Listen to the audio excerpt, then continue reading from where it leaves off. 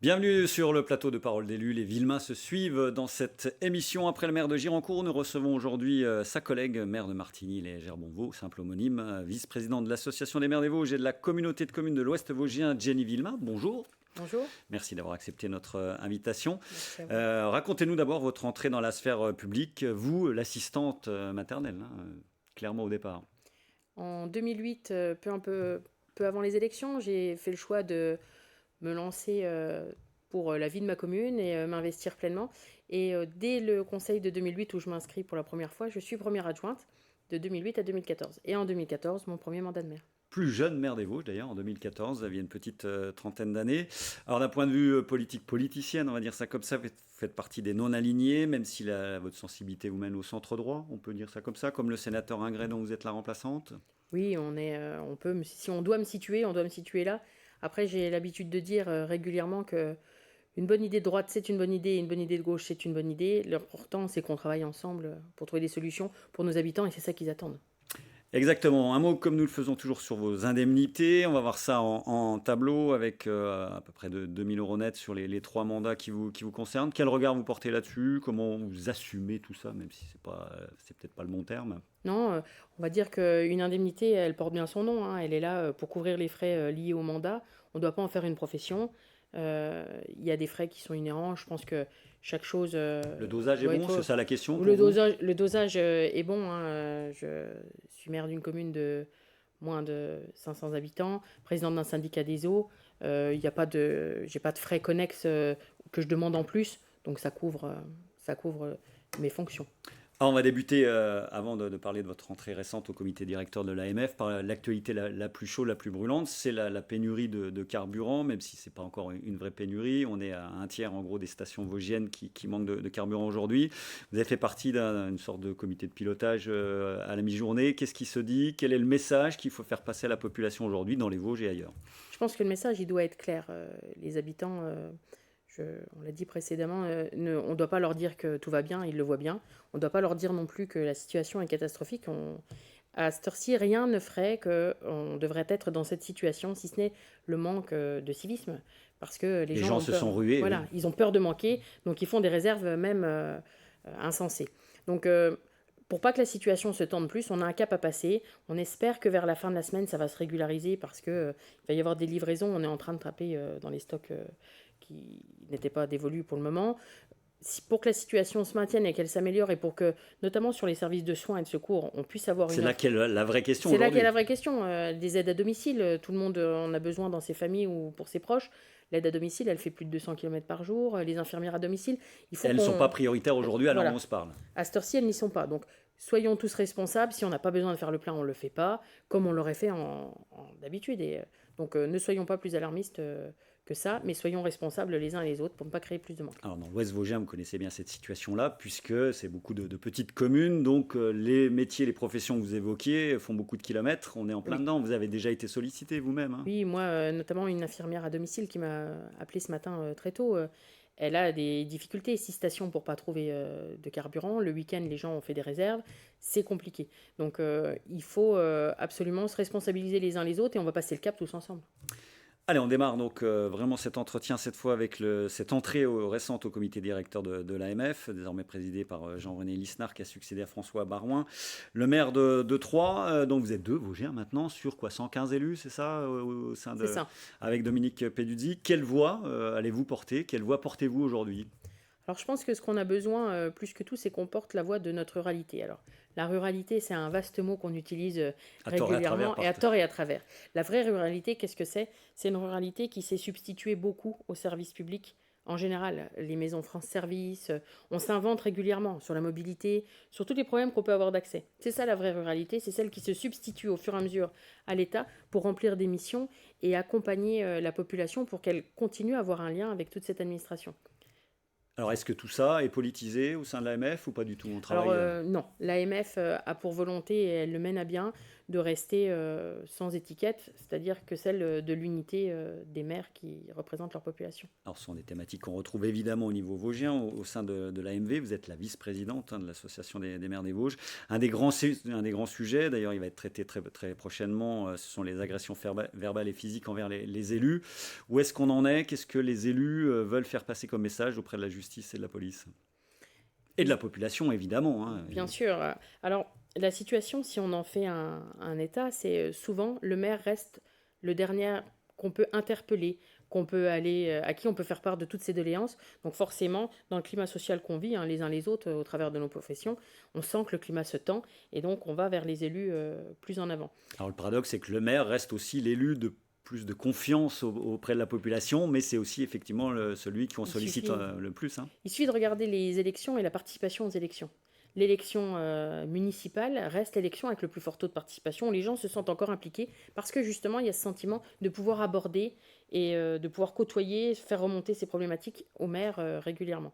Maintenant, le message du président Pédusy, qu'on partage au sein de l'Association des maires des Vosges, ça a été de se rapprocher très rapidement au niveau du procureur pour pouvoir faire tout état de cause que aucune plainte d'élu ne puisse rester sans suite, qu'elle soit traitée prioritairement, non pas prioritairement par rapport à la population et une autre plainte, prioritairement pour pas que la situation s'envenime et qu'on arrive à des situations de blocage complet avec des agressions qui peuvent aller beaucoup plus loin.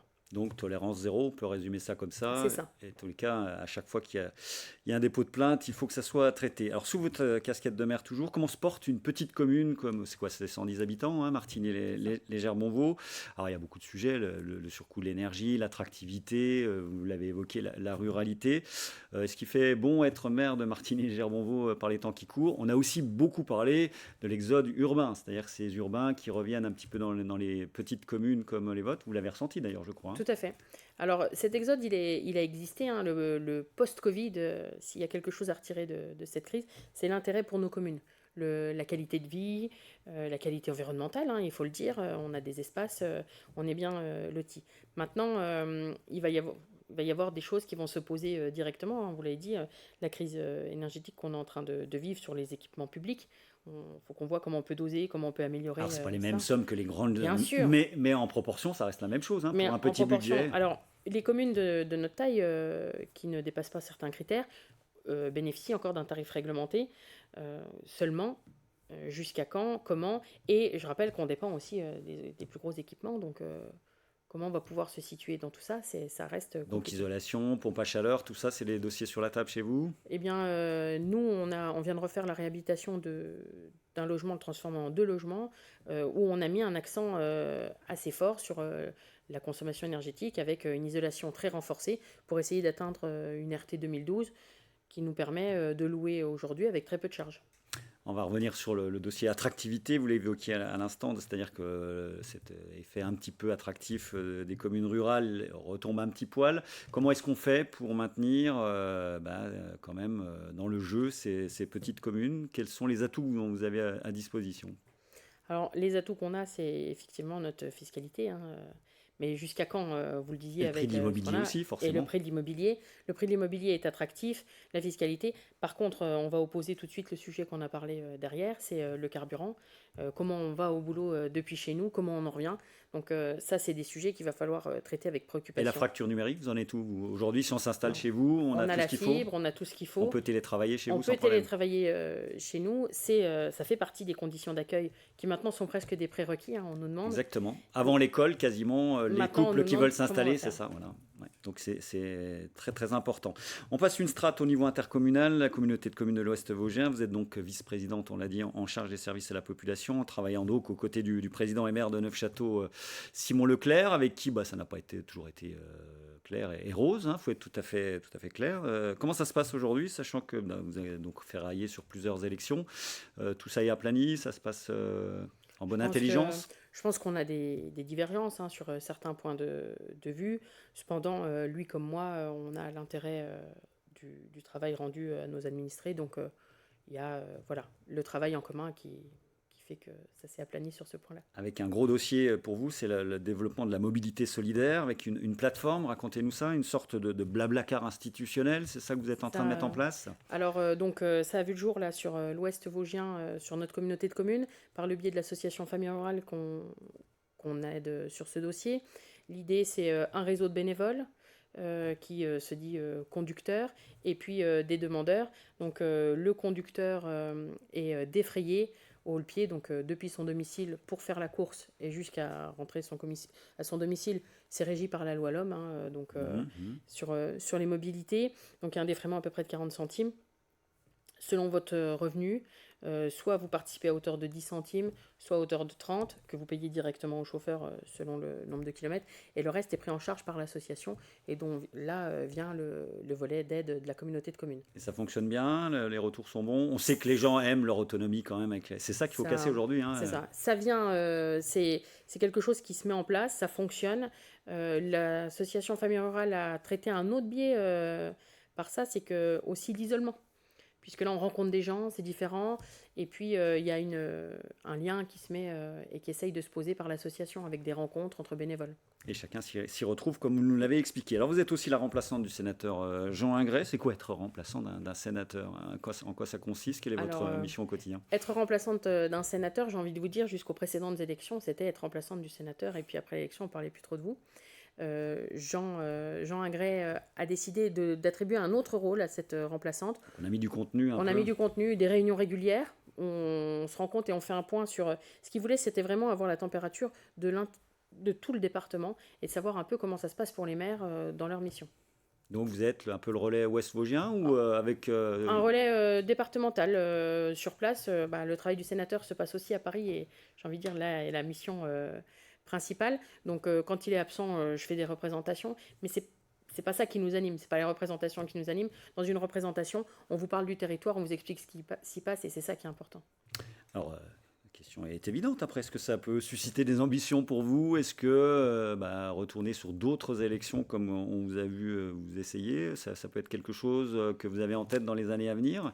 Je pense que ce qu'il faut garder en tête, c'est les élections, on se met à un moment où quelque chose se passe, on se met à disposition de la population parce qu'on pense qu'on peut réaliser quelque chose pour eux. Il ne faut pas qu'on oublie qu'on est en CDD.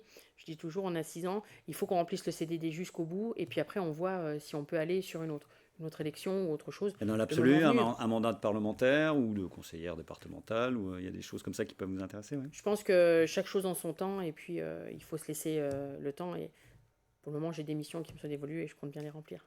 On a bien compris que vous étiez bien occupé. Merci beaucoup, Jenny Villemain, la maire de Martigny-Légère-Bonvaux, membre du comité directeur de l'Association des maires de France, était notre invité. Un autre élu de la Plaine, le maire de Vittel et conseiller départemental, Franck Perry, occupera votre siège la semaine prochaine. Merci encore, très bonne semaine. On se retrouve très bientôt pour Parole d'élu.